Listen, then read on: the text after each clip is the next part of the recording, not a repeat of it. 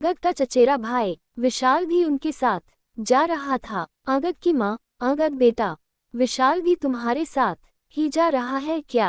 अंगद, हाँ माँ, उसे ऑफिस का कोई जरूरी काम है और बोल रहा था कि उसका भी वही होटल है जो मैंने बुक किया है। उसने कहा कि उसे अकेले नहीं जाना पड़ेगा, हमारा साथ हो जाएगा। मैंने कहा कोई नहीं, चल ले। अंगद और सुनैना एयरपोर्ट पहुंच जाते हैं। विशाल पहले से ही एयरपोर्ट पहुंच चुका था। तीनों मिलकर शिमला पहुंचते हैं। अंगद, सॉरी सुनैना, विशाल साथ में था तो मैं तुमसे ज्यादा देर बात नहीं कर पाया। वैसे घबराओ नहीं, मैंने रात के लिए बहुत अच्छे से इंतजाम कर लिया है। हमारी सुहागरात यादगार रहेगी, सिर्फ तुम और मैं। वैसे तुम नाराज तो नहीं हो ना? विशाल हमारे साथ आया। सुनैना, नहीं नहीं, मैं आपसे बिल्कुल भी नाराज न ही हूँ, और वैसे भी अब तो आप और मैं बिल्कुल अकेले हैं। यहाँ देवर जी नहीं हैं। अंगद, एक सेकंड, विशाल का फोन आ रहा है। अंगद, हाँ विशाल, क्या हुआ? अर्जेंट है क्या? ठीक है, आता हूँ। अंगद, सुनैना, विशाल का अर्जेंट कॉल है, मैं थोड़ी देर में आता हूँ। तब तक तुम चेंज कर लो और थोड़ा फ्रेश हो जाओ। सुनैना, हाँ हाँ, कोई बात नहीं, आप मिलकर आओ, तब तक मैं हम दोनों के लिए खाना ऑर्डर कर देती हूँ। अंगद विशाल से मिलने चला जाता है। काफी देर तक अंगद नहीं लौटता। इसी बीच सुनैना थकी हुई थी और वह सो जाती है। अंगद के पास एक और चाबी थी। रात को दरवाजा खुलता है। सुनैना गहरी नींद में थी, तभी वह अंगद से बोली, सुनैना, अंगद जी प्लीज लाइट मत ऑन करना, मुझे बहुत तेज नींद आ रही है। अगर आपने लाइट जलाई तो मेरी नींद खराब हो जाएगी। अरे, आप तो आते ही चिपकने लग गए, खाना तो खा लेते, क्या कर रहे हो? अरे छोड़ो, लगता है आज आप नहीं मानोगे। सुनैना और अंगद तो इसी मौके की तलाश में थे। अगली सुबह सुनैना की आंख खुलती है तो वह देखती है कि अंगद डाइनिंग टेबल पर बैठा चाय पी रहा है। सुनैना, कल रात आपने कितना तंग किया, देखा आपने मेरी गर्दन पर कितनी बड़ी लव बाइट दी है, जिसका निशान महीने भर तक नहीं जाएगा। मुझे तो शर्म आ रही है। अरे क्या हुआ, मैं तो मजाक कर रही हूँ। आपको मेरा इस तरह से बात करना अच्छा नहीं लगा क्या? अंगद, नहीं नहीं, ऐसी कोई बात नहीं है। वैसे तुम्हें रात को कोई परेशानी तो नहीं हुई ना? सुनैना, नहीं अंगद जी, कल रात को मैं जिंदगी भर नहीं भूल सकती। मेरी बेस्ट रात थी कल की रात।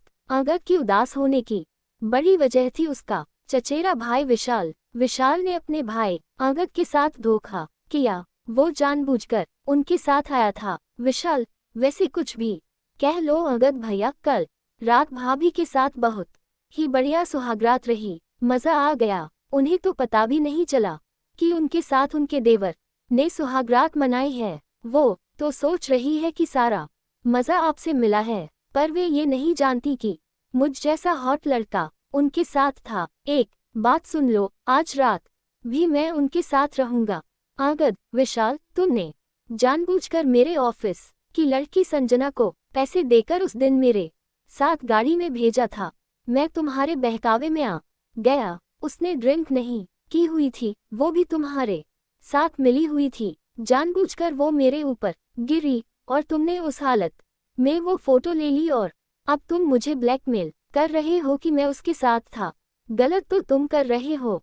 तुम मेरी पत्नी के साथ मेरे रिश्ते को खराब कर रहे हो। अरे कुछ तो शर्म करो, तुम मेरे चचेरे भाई हो। सुनैना तुम्हारी भाभी है और तुम उसी के साथ। अगर उसे पता चलेगा तो तभी सुनैना वहां आ जाती है। वह सारी बातें सुन चुकी थी। सुनैना, अंगद जी, आप ऐसा कैसे कर सकते हो? कल रात आपकी जगह देवर जी मेरे साथ थे। मैंने आपके साथ सुहागरात नहीं मनाई, मैंने देवर जी के साथ सुहागरात मनाई है। अंगद, मुझे माफ कर दो। सुनैना, ये सब विशाल की चाल है। तुम जानती हो ये मुझे ब्लैकमेल कर रहा है। मेरी ऑफिस की लड़की के साथ इसने मेरी फोटो खींची है और ये मुझे डरा रहा था कि अगर मैंने इसे तुम्हारे कमरे में नहीं भेजा तो ये तुम्हें मेरे खिलाफ भड़काएगा। मैं डर गया था कि कहीं तुम्हारा और मेरा रिश्ता शुरू होने से पहले ही खत्म ना हो जाए, मुझे माफ कर दो, अब तो तुम्हें सच्चाई पता चल ही गई है। मेरा विश्वास करो, इसने तुम्हारे साथ जो भी किया, सुनैना, बहुत अच्छा किया। मुझे तो बहुत मज़ा आया। क्यों, देवर जी, आपको मज़ा नहीं आया मेरे साथ? सुहागरात मनाकर, ये देखो ना, आप भी कितने शरारती हो। आपने मेरी गर्दन पर ये लव बाइट का निशान छोड़ दिया। विशाल, सॉरी भाभी जी। भाभी जी नहीं, सॉरी डार्लिंग। आगद, ये सब क्या है? सुनैना, तुम ऐसी हरकत क्यों कर रही हो? मैं ये सब देखकर हैरान हूँ। सुनैना, ज्यादा हैरान होने की जरूरत नहीं है। मैं और विशाल पिछले 5 साल से गर्लफ्रेंड बॉयफ्रेंड हैं। हमने तो ये सब नाटक तुमसे पैसे ऐंठने के लिए किया था। मुझे विशाल ने बताया था कि तुम अच्छी खासी प्रॉपर्टी के मालिक हो, इसलिए मैंने तुमसे झूठी शादी की। मैं तो तुम्हें अपने आप को हाथ भी न लगाने दूं।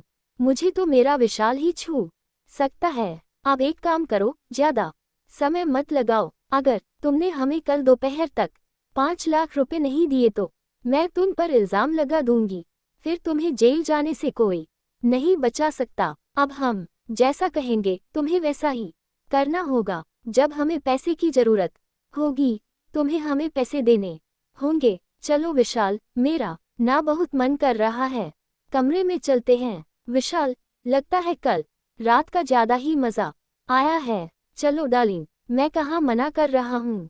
आगद सुनैना और विशाल की चाल में बुरी तरह फंस चुका था। उसे कुछ समझ नहीं आ रहा था कि वह क्या करे। वह घर वापस जाकर सबके सामने लज्जित नहीं होना चाहता था। आगद, मुझे जीने का कोई हक नहीं। ऐसी शर्मसार जिंदगी जीने से तो अच्छा है कि मैं मर जाऊं। आगद जैसे ही पुल से कूदने लगता है, तभी उसका मोबाइल फोन बजता है। आगद देखता है कि मोबाइल पर उसकी माँ है। वह अपनी माँ से आखिरी बार बात करना चाहता था। आगद, हाँ माँ ठीक है, मैं होटल पहुंचकर आपकी बात सुनैना से करवा दूंगा। क्या तबीयत ठीक नहीं है? माँ, कितनी बार कहा है कि समय पर दवाई ले लिया करो। हाँ मैं करता हूँ माँ। आगद फोन रख देता है। उसकी आंखों में आंसू थे। वह अपनी माँ की आवाज़ सुनकर दुखी हो जाता है। आगद, मैं क्या करूँ? माँ मेरे बिना अकेली हो जाओगी। मैं ये कदम नहीं उठा सकता। मुझे कुछ समझ में नहीं आ रहा है। माँ, मैं तुम्हें कैसे बताऊं कि मैं कितना परेशान हूँ। आगद सड़क पर रोता हुआ पैदल ही चला जा रहा था। अचानक वह एक लड़की से टकरा जाता है। लड़की, आगद तू और यहाँ शिमला में? आगद, सौम्या, तू? सौम्या, हाँ मैंने तुम्हें बताया था ना, मैं वकील बन गई हूँ।